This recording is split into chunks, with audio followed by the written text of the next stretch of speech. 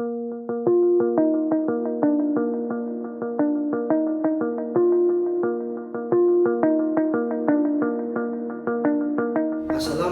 warahmatullahi wabarakatuh. Salam sejahtera untuk kita semua. Perkenalkan, saya Arif Al-Hidayat. Saya adalah dosen tetap di program studi Teknik Sipil Universitas Pasir Pengarayan. Saat ini saya mengajar mata kuliah berjudul Mekanika Rekayasa 1 untuk mahasiswa semester 1 dengan bobot 3 SKS.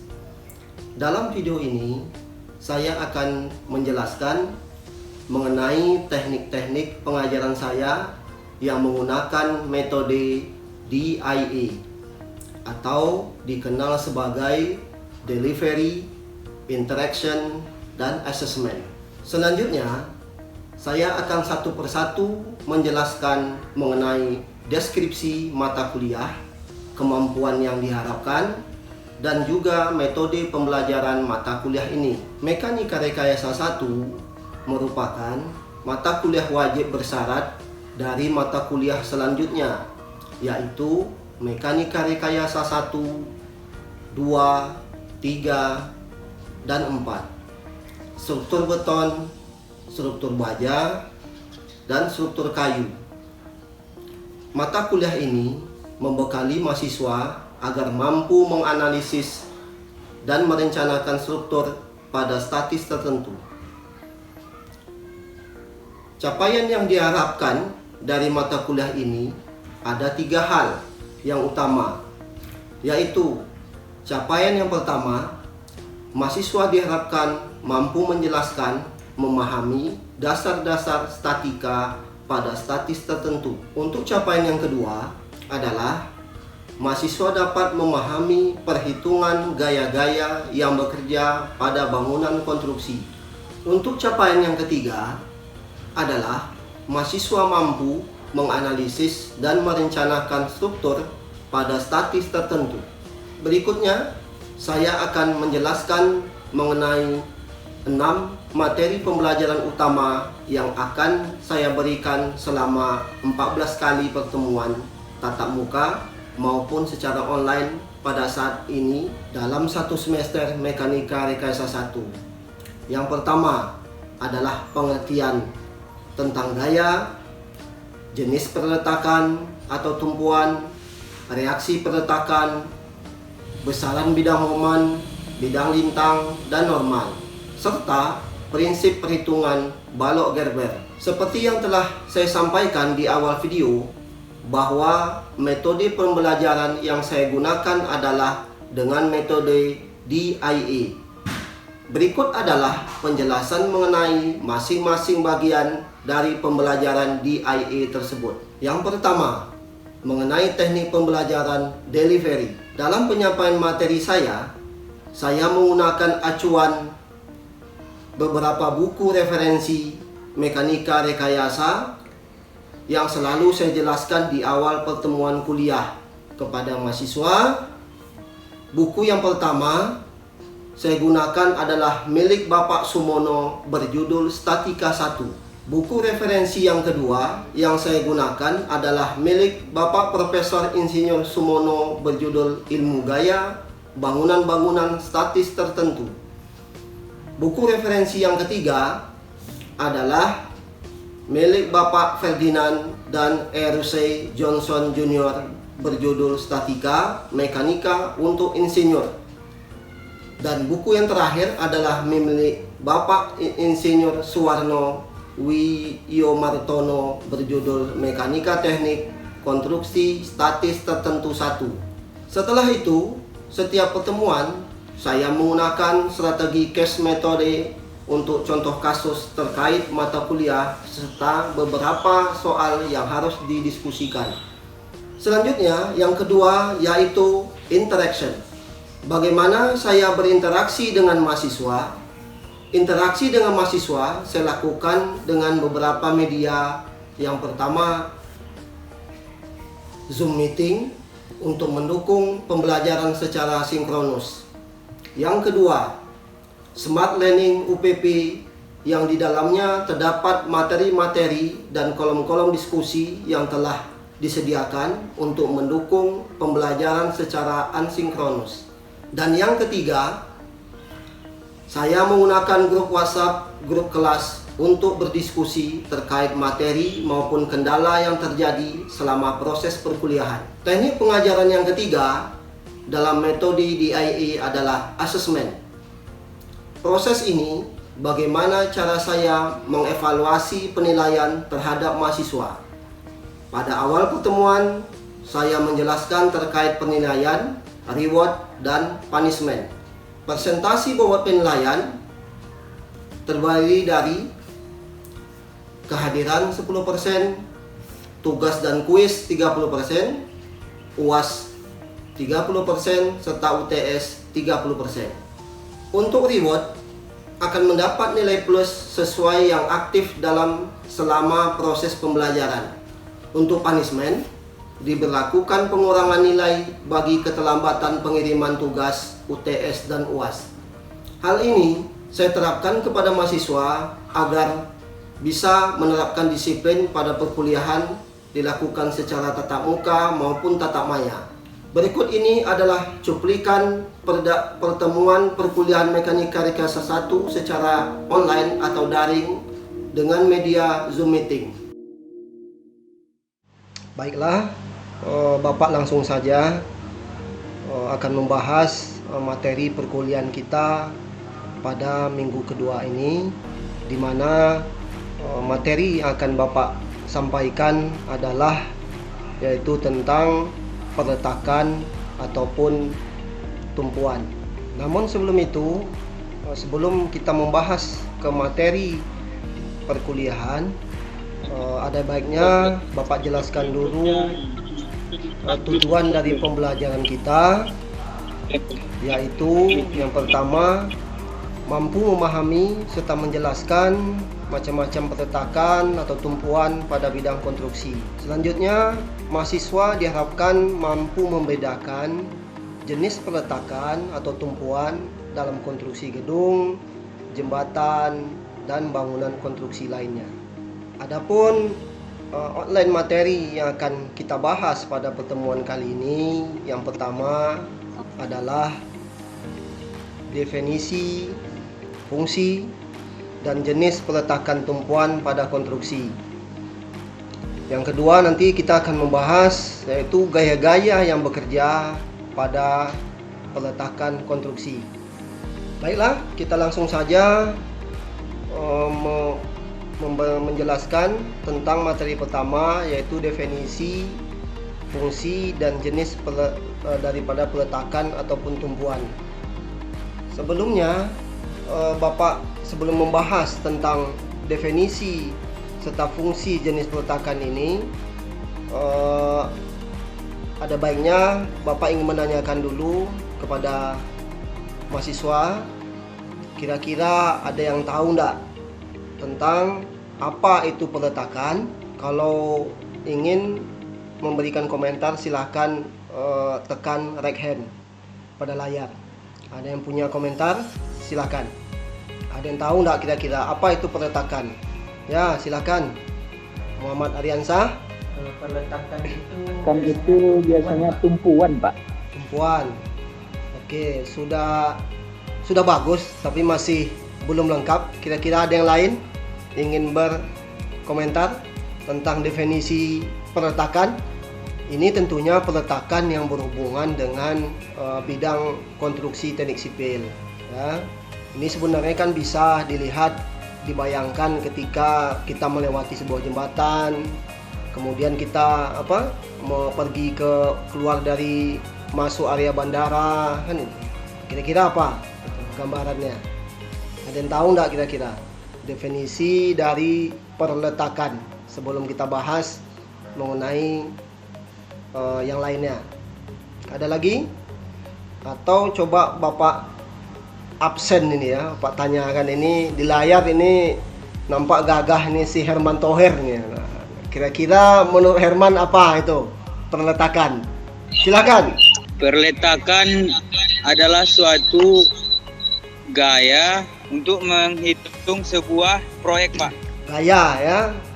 Itu kurang tepat kalau itu. Ya. Titik tumpu, Pak. Titik tumpu, titik acuan. Oke. Yang lain? Ya, silakan. Erika Despina. Peletakan adalah tempat bertumpunya suatu konstruksi, Pak. Bertumpunya suatu konstruksi. Udah lebih bagus daripada yang pertama tadi, Ariansah tadi. Kira-kira ada yang lain? Kalau tidak ada, mungkin Bapak jelaskan saja ya. Apa itu peletakan atau tumpuan? Nah, di sini bahwasanya peletakan itu adalah suatu konstruksi yang direncanakan untuk suatu keperluan tertentu. Nah, itu dia definisinya. Jadi kalau bahasa sederhananya, peletakan itu sama seperti landasan.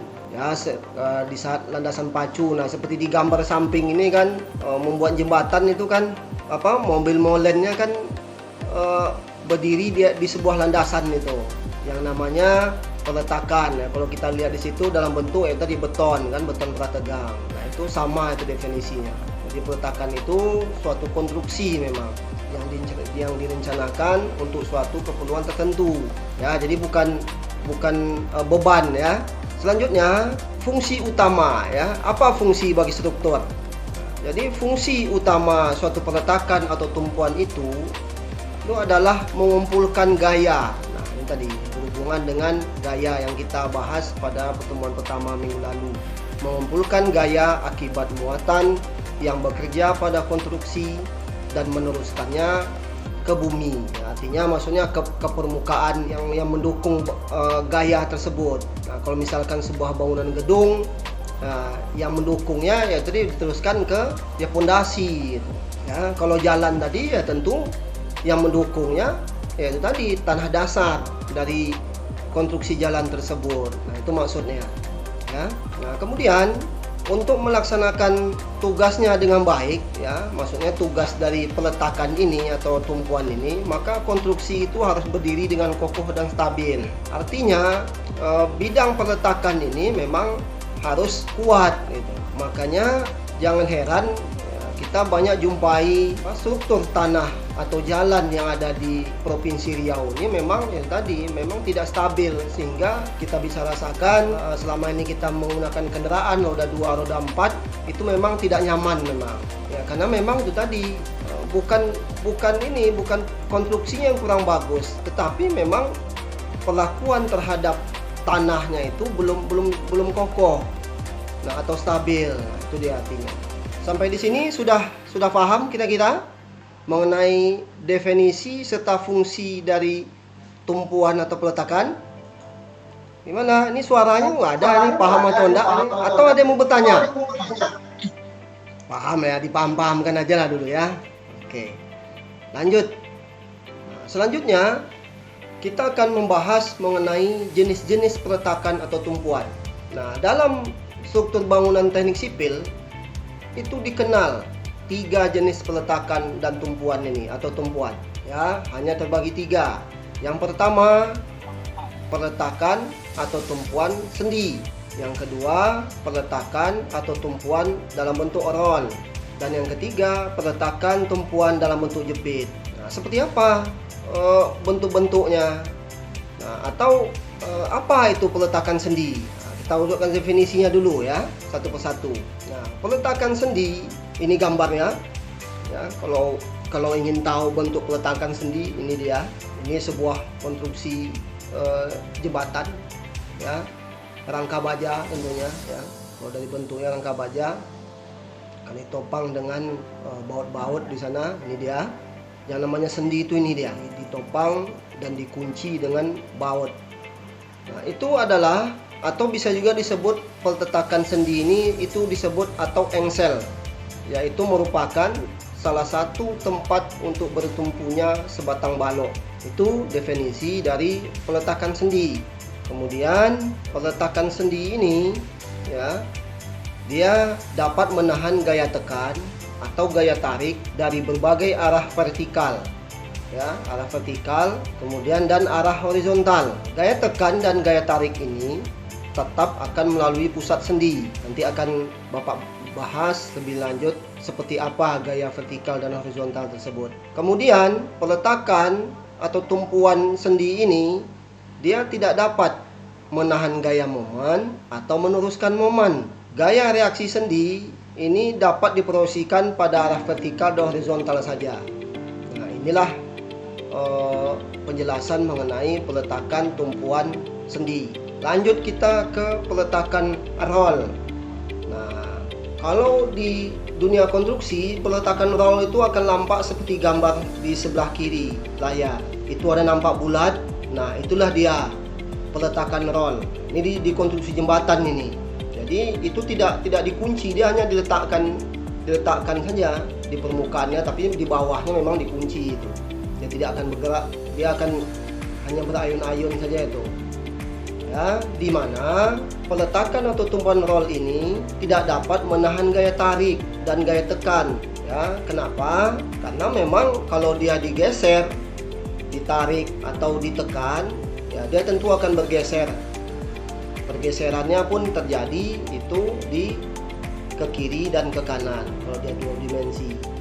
Jadi kebayang dong kalau kita bisa bayangkan seperti kita menaik kendaraan, roda itu kita anggap roll.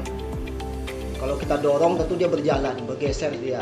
Kalau kita dorong dia akan maju. Kalau kita tarik dia akan mundur. Nah, seperti itulah prinsip dari peletakan roll. Peletakan roll ini ya, dia hanya bisa menahan gaya dalam arah vertikal, atau tegak lurus bidang datar. Artinya roll dia hanya mampu menerima satu gaya saja. Beda dengan peletakan sendi tadi. Yang pertama, dia mampu menerima dua gaya, yaitu gaya vertikal dan horizontal. Sehingga pada peletakan roll, dia juga sama seperti sendi, tidak akan mampu menahan gaya momen. Selanjutnya, biasanya peletakan roll ini berbentuk komposit, ya, antara baja dan karet atau ruler yang terletak di antara lapisan plat baja tadi. Nah, nanti lebih lanjut nanti akan Bapak bahas nanti seperti apa itu bentuk dari ruler tersebut. Lanjut kita ke peletakan yang ketiga, yaitu peletakan atau tumpuan jepit. Nah, seperti gambar di samping, nah itu nampak itu. Ini dia posisi jepit itu, ya, di bawah rangka jembatan. Ya, ini nampak memang sepotong pondasi struktur dari sebuah jembatan rangka baja. Ya, melengkung ini di bawahnya. Nah, ini yang jepit ini dia terkunci alias kaku. Jadi peletakan jepit ini karena dia kaku, dia dapat menahan gaya dalam arah vertikal, horizontal, serta momen. Selanjutnya peletakan jepit ini tidak mengalami rotasi sehingga disebut juga tumpuan kaku atau rigid, ya, seperti Bapak sampaikan tadi. Karena dia memang akan terkunci. Selanjutnya, peletakan jepit itu direncanakan seperti balok yang ditanam, ya, pada tembok atau sebagai tumpuan pada balok menerus. Nah, ini dia. Baik, sebelum Bapak lanjutkan, kira-kira dari 3 peletakan ini mana yang kira-kira belum paham? Dari peletakan sendi, roll maupun jepit. Ada pertanyaan enggak kira-kira? Sebelum kita bahas mengenai gaya arah-arah gaya yang bisa diterima oleh ketiga peletakan tadi. Ya, silakan, Riansa. Bertanya, Pak. Mengenai peletakan ini, apakah yang ada pada jembatan itu? Apakah ada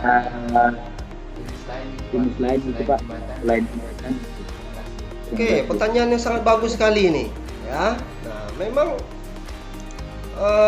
pertanyaan ini memang sangat menarik, ya, menurut Bapak, karena di sini yang Bapak tampilkan memang peletakan mulai dari sendi, roll maupun jepit ini terkesan hanya berlaku untuk konstruksi jembatan saja. Nah, sebenarnya tidak. ya. Nah, cuman memang kebetulan saja yang Bapak tampilkan ini layout gambarnya memang jembatan. Kenapa? Tentu ada alasannya. Bapak menampilkan ini karena memang konstruksi jembatan memang konstruksi yang memang memikul beban paling besar, ya, dari ketiga peletakan ini, ya, dan dia juga membuat jembatan ini memerlukan biaya yang sangat besar. Jadi sebenarnya peletakan sendi, rol maupun jepit itu juga berlaku di beberapa konstruksi. Memang tidak di semua konstruksi. Kalau di gedung itu biasanya yang banyak digunakan adalah jepit sama sendi. Ya, kalau rol itu jarang di dunia konstruksi gedung. Ya, karena dia memang gedung tuh prinsipnya harus stabil, dia pondasinya kiri kanan. Ya, bisa kalian bayangkan kalau Bapak anatomi kan contoh tubuh kalian itu kaki kalian diibaratkan semacam pondasi. Satu tapak kaki kalian sendi, satu roll, bisa terbayang itu. Yang kaki kanan pakai roll, ya bergerak-gerak lah dia, tidak akan kokoh dia. Nah, itu dia gambaran visualnya. Jadi seperti itu Ariansa, ya. Ada, ya, memang ada, tetapi memang tidak semua konstruksi. Oke, ada lagi kira-kira yang ingin bertanya mengenai 3 macam-macam peletakan ini? Silakan. Assalamualaikum Pak. Ya, silakan Herman. Oh ini Pak, mau bertanya dulu izin ya Pak. Ya, silakan. Apakah setiap konstruksi jembatan itu harus memiliki perletaan atau ada sebagian yang nggak memiliki perletaan Pak? Ya, pertanyaan sangat menarik, ya. Nah, ini pertanyaannya unik ini, ya. Kalau peletakan tadi kan kita kembali ke asal usulnya, ya. Peletakan itu tadi apa definisinya? Ya, bahwa peletakan tadi adalah suatu konstruksi yang terencana untuk keperluan tertentu, ya. Nah, seperti ini tadi. Nah, sekarang peletakannya ada di mana? Peletakan kalau untuk konstruksi ini sekarang kan jembatan ini. Nah, peletakannya ada di sini karena dia memiliki tiang, kemudian diteruskan ke bawah. Nah, di bawah juga ada peletakan. Nah, untuk kasus ini, ya Bapak kasih contoh dulu ya, Herman, sebelum Bapak jawab. Nah, dia dalam konstruksi ini dia otomatis dia jepit ini konstruksi jembatannya ini. Ini jepit, di sini jepit. Ya, di sini juga, di sini dia sendi peletakannya. Di sini juga kadang ada beberapa jembatan, ya, perlu Bapak sampaikan di sini, dia kombinasi, ya. Jadi sebuah konstruksi jembatan ini seperti dia dicontoh, dia tidak bisa hanya satu jenis peletakan saja. Artinya dia harus dikombinasikan karena beban yang dipikulnya cukup besar sehingga memerlukan semacam ini tadi distribusi beban di sana kalau untuk jembatan tadi, ya. Jadi dia harus dikombinasikan dengan roll, ya. Jadi sehingga jawaban atas pertanyaan Herman tadi memang sebuah konstruksi memang harus memiliki peletakan, cuman memang fungsi dan jenisnya berbeda-beda. Mungkin itu jawaban singkat dari Bapak Herman. Ada lagi kira-kira yang ingin bertanya? Ini menarik ini, ya. Jadi sebelum kita lanjut ke step by step setiap minggunya pertemuan, yaitu mahasiswa harus mengerti dan paham bahwasanya memang peletakan ini memang kunci dari keberhasilan sebuah konstruksi. Seperti Bapak sampaikan tadi, seperti Bapak contohkan anatomi tubuh kita, kalau kaki kita lemah salah satunya atau tidak kuat menopang tubuh kita, ya otomatis tentu tubuh kita tidak stabil, ya, untuk beraktivitas berjalan, kan gitu. Nah, ini mohon maaf nih, bukannya ingin menyindir atau apa, tapi itu contoh real yang Bapak sampaikan. Kadang-kadang kan mahasiswa bingung nih membayangkan kayak mana bentuk jembatan nih, kan. Nah, nanti mungkin setelah ini Mungkin bisa jadi nanti akan Bapak berikan semacam kuis atau tugas studi kasus kepada mahasiswa untuk itu tadi. Habis setelah ini mungkin harus mencari itu konstruksi jembatan. Nah, seperti apa peletakan yang ada di bawahnya. Ditulis gambarannya kira-kira. Baik, apakah masih ada yang ingin bertanya? Kalau tidak, Bapak akan lanjutkan materi kita selanjutnya, yaitu item kedua, yaitu tentang gaya yang bekerja pada peletakan konstruksi. Tadi sudah kita jelaskan ya, sudah Bapak jelaskan bentuk-bentuk gaya yang bekerja pada peletakan.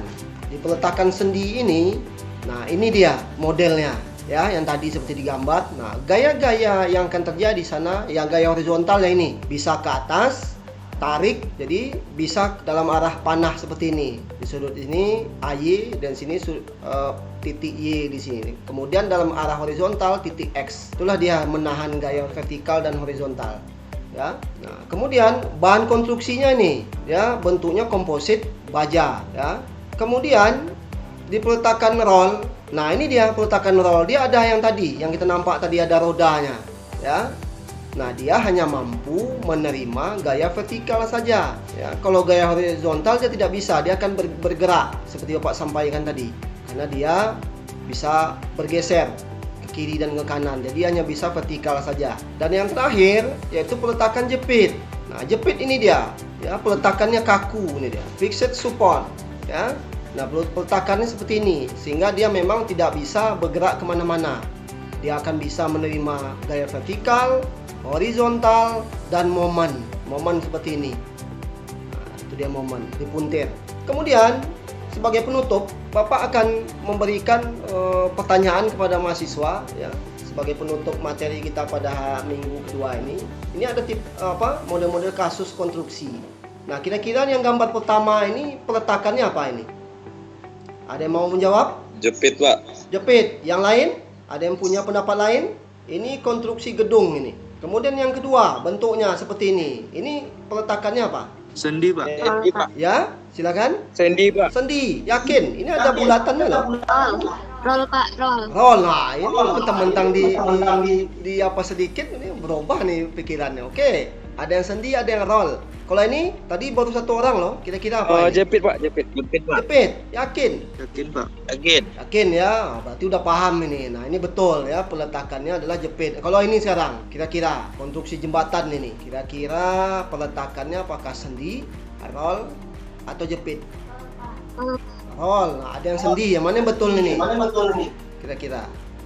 Tetap sendi, Pak. Tetap sendi ya. Nah, dia bilang roll ini. Yang mana ikutnya? Yang mewakili kaum Hawa ini bilang roll ini. Yang kaum Adam sendi. Mungkin bisa Bapak jawab aja ya. Ini sebenarnya peletakannya adalah sendi. Karena yang dilihat itu landasannya. Nah, karena dia landasannya ini terkunci dengan baut-baut ya, otomatis dia sendi ya. Jadi ini peletakan sendi ya, Erika. Ya, enggak apa-apa.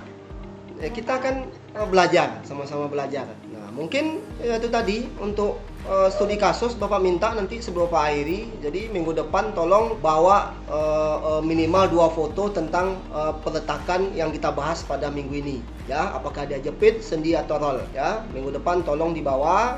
Atau kalau pengen cepat juga bisa dikirim ke Smart Learning UPP ya, seperti link di samping sudut kanan ini. Ada pertanyaan lagi kira-kira? Kalau tidak ada, mungkin Bapak akhiri, Bapak tutup ya. Terima kasih atas waktu atensi mahasiswa semuanya. Sebelum Bapak akhiri, tolong isi absen di Smart. Billahi taufiq wal hidayah. Assalamualaikum warahmatullahi wabarakatuh. Waalaikumsalam warahmatullahi wabarakatuh. Izin Dev Bapak ya. Iya Pak.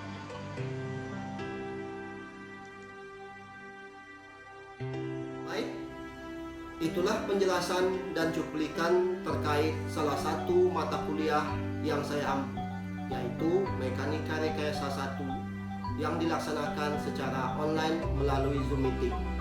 Semoga dapat bermanfaat dan tetap semangat. Wassalamualaikum warahmatullahi wabarakatuh.